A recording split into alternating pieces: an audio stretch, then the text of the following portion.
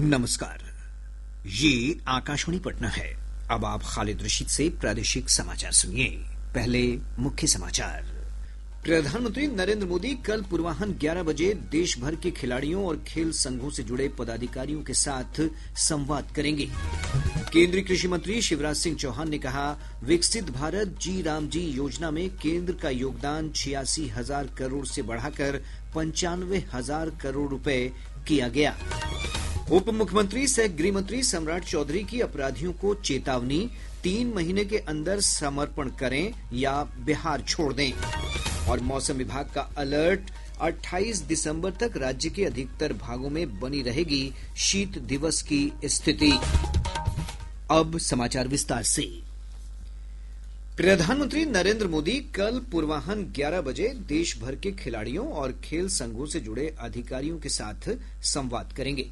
भाजपा सांसद रविशंकर प्रसाद ने यह जानकारी देते हुए बताया कि प्रधानमंत्री श्री मोदी उन सभी स्थानों से संपर्क करेंगे जहां जहां सांसद खेल उत्सव का आयोजन किया जा रहा है। कल 11 बजे माननीय प्रधानमंत्री जी देश भर के उन क्षेत्रों से जुड़ेंगे जहां जहां कार्यक्रम हुआ है। तो पटना में भी वर्चुअल बात करेंगे, कई जगह संभव हुआ तो वो खिलाड़ियों से भी बात करेंगे। ये हमारे प्रधानमंत्री की सोच होती है, नया होना चाहिए, और इस कार्यक्रम को करके हम लोग को बहुत संतोष मिलता है।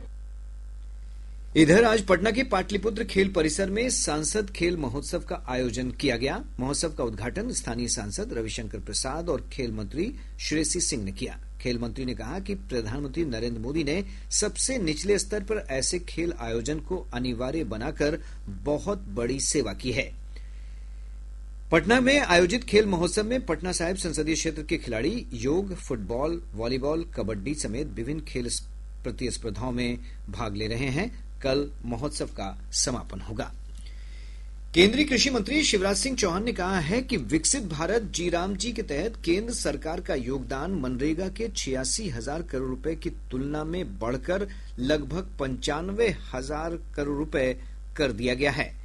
एक अंग्रेजी दैनिक में प्रकाशित लेख में श्री चौहान ने कहा कि राष्ट्रपति ने विकसित भारत रोजगार और आजीविका मिशन ग्रामीण अधिनियम 2025 को मंजूरी दे दी है। उन्होंने कहा कि इसमें राज्यों को केवल कार्यान्वयन एजेंसियों के रूप में नहीं बल्कि विकास में भागीदार के रूप में माना गया है, जिन्हें वैधानिक ढांचे के भीतर अपनी योजनाओं को अधिसूचित और कार्यान्वित करने का अधिकार दिया गया है। एक रिपोर्ट। श्री चौहान ने कहा कि इस योजना के अंतर्गत वैधानिक मजदूरी रोजगार गारंटी को बढ़ाकर 125 दिन कर दिया गया है। श्री सिंह ने कहा कि यूपीए सरकार ने मनरेगा के तहत केवल 2,13,000 करोड़ रुपए खर्च किए थे, जबकि नरेंद्र मोदी सरकार ने 8,53,000 करोड़ रुपए से अधिक खर्च किए हैं। श्री चौहान ने कहा कि बजट आवंटन भी 2013-14 में 33,000 करोड़ रुपए से बढ़ाकर 2024-25 में 86,000 करोड़ रुपए कर दिया गया है। उन्होंने बताया कि महिलाओं की भागीदारी 48% से बढ़कर लगभग 57% हो गई है। दीपेंद्र की रिपोर्ट के साथ समाचार कक्ष से मैं मनोज। केंद्रीय सहकारिता मंत्री अमित शाह ने कहा है कि एनडीए सरकार ने हमेशा किसानों और कृषि के विकास को प्राथमिकता दी है। श्री शाह ने हरियाणा के पंचकुला में एक कार्यक्रम को संबोधित करते हुए कहा कि 2014 में भाजपा सरकार के आने के बाद कृषि बजट लगातार बढ़ता हुआ 1,27,000 करोड़ रुपए का हो गया है। 2014 में मोदी जी प्रधानमंत्री बने तब इस देश का कृषि बजट 22,000 करोड़ रुपया था, और अब 22,000 करोड़ के कृषि बजट को बढ़ाकर 1,27,000 करोड़ करने का काम भारतीय जनता पार्टी की सरकार। उप मुख्यमंत्री सह गृह मंत्री सम्राट चौधरी ने कहा है कि राज्य में सुशासन की सरकार है और हर हाल में सुशासन स्थापित रहेगा। श्री चौधरी ने कहा कि 3 महीने के अंदर अपराधियों को सरेंडर करना होगा या फिर बिहार छोड़ना होगा। बिहार में अपराधी को ठीक करना, कचरा साफ करना, सफाई अभियान चलाना, मेरे पास अब एक ही काम है साहब, पार्टी का काम तो करता हूँ। कुछ कचरा साफ भी हो रहा है, कुछ लोग भाग भी गया, और जो नहीं भागा है अगले 3 महीनों में पक्का भगा दूंगा, क्योंकि आपको भी सुशासन चाहिए, बिहार को भी सुशासन चाहिए। भाजपा के कार्यकारी राष्ट्रीय अध्यक्ष नितिन नवीन ने कहा है कि भारतीय जनता पार्टी का विजय अभियान पश्चिम बंगाल में भी जारी रहेगा। श्री नवीन ने कार्यकर्ताओं का उत्साह बढ़ाते हुए कहा कि प्रधानमंत्री नरेंद्र मोदी के नेतृत्व में भाजपा सरकार के कार्यों से देश की जनता खुश है। सभी चुनाव में भाजपा का परचम लहरा रहा है। ये सब बिहार की जीत के बाद जो शुरुआत हुई है वो अभी आगे, ये जीत बंगाल से आगे केरल तक जाएगी। चिंता मत कीजिएगा, भगवा हर जगह लहराएगा। अपने पटना दौरे के दूसरे दिन आज श्री नवीन ने हरिमंदिर पटना साहिब में मत्था टेका और गुरु महाराज का आशीर्वाद प्राप्त किया। श्री नवीन ने प्रदेश कार्यालय स्थित सभा भवन में पार्टी के वरिष्ठ नेताओं और कार्यकर्ताओं के साथ बैठक की। बैठक में संगठन के विस्तार और मजबूती को लेकर विचार विमर्श किया गया। श्री नवीन का आज दिल्ली लौटने का कार्यक्रम है। केंद्रीय गृह राज्य मंत्री नित्यानंद राय ने कांग्रेस के वरिष्ठ नेता राहुल गांधी पर भारत विरोधी शक्तियों के साथ सांठगांठ का आरोप लगाया है। समस्तीपुर में संवाददाताओं से बातचीत करते हुए श्री राय ने कहा कि राहुल गांधी विदेशों में देश के खिलाफ जिस तरह की भाषा बोलते हैं उससे देश विरोधी ताकतों को मजबूती मिलती है। यह बहुत ही आपत्तिजनक है कि बिहार के तेजस्वी और दिल्ली के राहुल दोनों गए हैं विदेश में। जब जब विदेश में जाते हैं तो वहाँ भारत की शिकायत करते हैं और कौन सा मंत्र लेकर आते हैं कि भारत में जब वापस होते हैं तो भारत विरोधियों के साथ होते हैं और उनकी सुर में सुर मिलाते हैं। परिवहन मंत्री श्रवण कुमार ने नेशनल परमिट से पंजीकृत सभी वाहनों में 15 दिनों के अंदर लोकेशन ट्रैकिंग डिवाइस लगाने के निर्देश दिए हैं। उन्होंने कहा कि इस सीमा अवधि के बाद बिना डिवाइस वाले वाहनों के खिलाफ कार्रवाई की जाएगी। नालंदा में मीडिया से बातचीत करते हुए श्री कुमार ने बताया कि ऐसे 48,000 से अधिक वाहनों में से केवल 1100 वाहनों में ही वाहन लोकेशन ट्रैकिंग डिवाइस लगाए गए हैं, जिसके कारण वाहनों की ऑनलाइन मॉनिटरिंग में काफी दिक्कत होती है। मंत्री ने कहा कि तय समय में निर्देश का अनुपालन नहीं करने पर वाहन एजेंसियां और डिवाइस लगाने वाली चयनित कंपनियों पर भी कार्रवाई की जाएगी।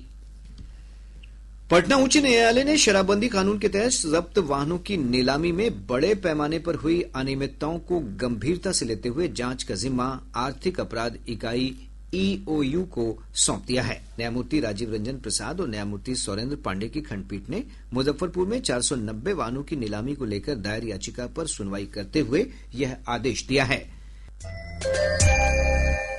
प्रादेशिक समाचार आप आकाशवाणी पटना से सुन रहे हैं। ताजा समाचारों के लिए आप हमारे एक्स हैंडल AIR_News पटना पर जा सकते हैं। भारतीय अंतरिक्ष अनुसंधान संगठन इसरो ने आज आंध्र प्रदेश के श्रीहरिकोटा से अपने सबसे भारी अंतरिक्ष यान LVM-3M6 के जरिए अगली पीढ़ी के अमेरिकी संचार उपग्रह ब्लूबर्ड ब्लॉक 2 का सफल प्रक्षेपण किया। ये प्रक्षेपण सतीश धवन अंतरिक्ष केंद्र से भारतीय समय के अनुसार सुबह 8:55 पर किया गया।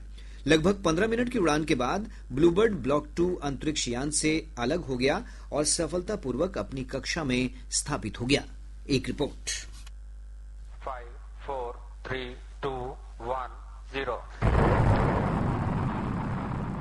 पेलोड AST स्पेस मोबाइल का ब्लूबर्ड ब्लॉक 2 था। ये 6.5 टन का एक विशाल संचार उपग्रह है। LVM-3 अब तक का सबसे भारी वाणिज्यिक उपग्रह भी है। इसे भारत से पृथ्वी की निचली कक्षा LEO में स्थापित किया गया। ये भरोसेमंद LVM-3 हैवी लिफ्ट यान की 6ठी परिचालन उड़ान है, जो इससे पहले चंद्रयान 3 और OneWeb उपग्रहों के सफल प्रक्षेपण कर चुका है। ब्लूबर्ड ब्लॉक 2 का उद्देश्य अंतरिक्ष आधारित सेलुलर ब्रॉडबैंड को सीधे बिना किसी बदलाव के स्मार्टफोन तक पहुंचाना है, जिससे दूर दराज के क्षेत्रों में कनेक्टिविटी में क्रांतिकारी बदलाव आएगा। ये प्रक्षेपण नवंबर 2025 में हुए LVM-3M5 मिशन के बाद हुआ है, जिसने नौसेना के लिए भारत के सबसे भारी संचार उपग्रह को कक्षा में स्थापित किया था। समाचार कक्ष से मैं मुकेश कुमार बल।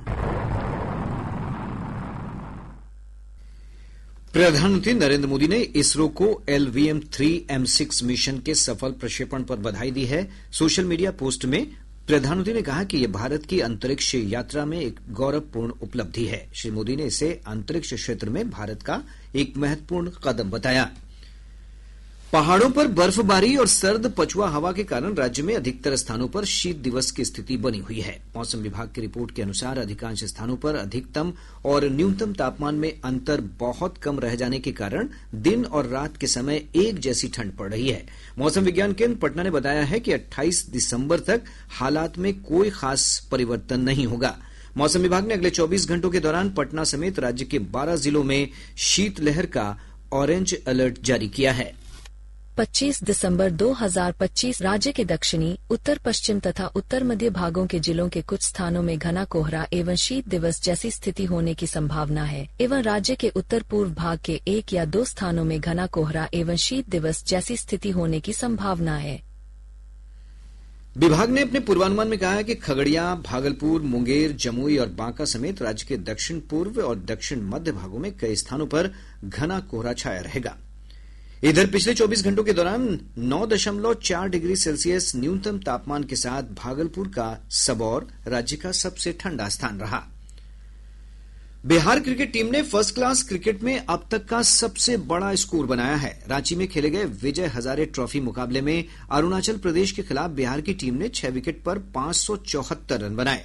कप्तान सकीबुल गनी ने 32 गेंदों पर शतक पूरा कर फर्स्ट क्लास क्रिकेट में सबसे तेज शतक लगाने का रिकॉर्ड अपने नाम कर लिया।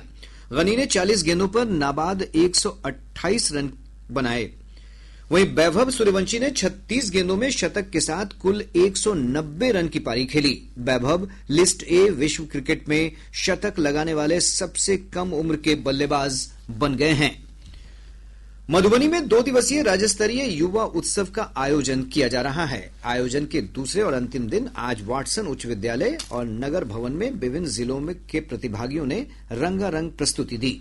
प्रतिभागी टीमों ने समूह लोकगीत, समूह लोक गायन, समूह लोक नृत्य प्रतियोगिता में शानदार प्रदर्शन किया।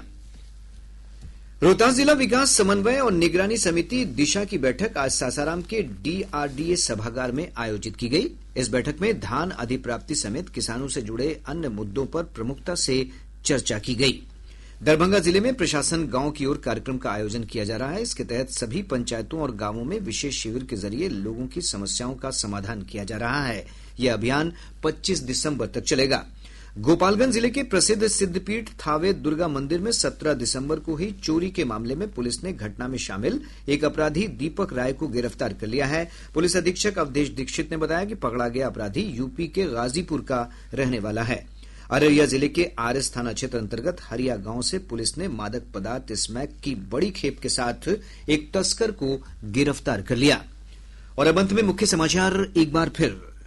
प्रधानमंत्री नरेंद्र मोदी कल पूर्वाह्न 11 बजे देश भर के खिलाड़ियों और खेल संघों से जुड़े पदाधिकारियों के साथ संवाद करेंगे।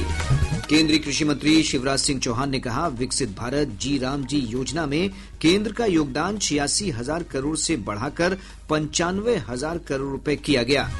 उप मुख्यमंत्री सह गृह मंत्री सम्राट चौधरी की अपराधियों को चेतावनी, 3 महीने के अंदर समर्पण करें या बिहार छोड़ दें। और मौसम विभाग का अलर्ट, 28 दिसंबर तक राज्य के अधिकतर भागों में बनी रहेगी शीत दिवस की स्थिति। इसके साथ ही आकाशवाणी पटना से प्रसारित प्रादेशिक समाचार का ये अंक समाप्त हुआ। आकाशवाणी पटना से अगला समाचार बुलेटिन प्रातः 8:48 से प्रसारित किया जाएगा। नमस्कार।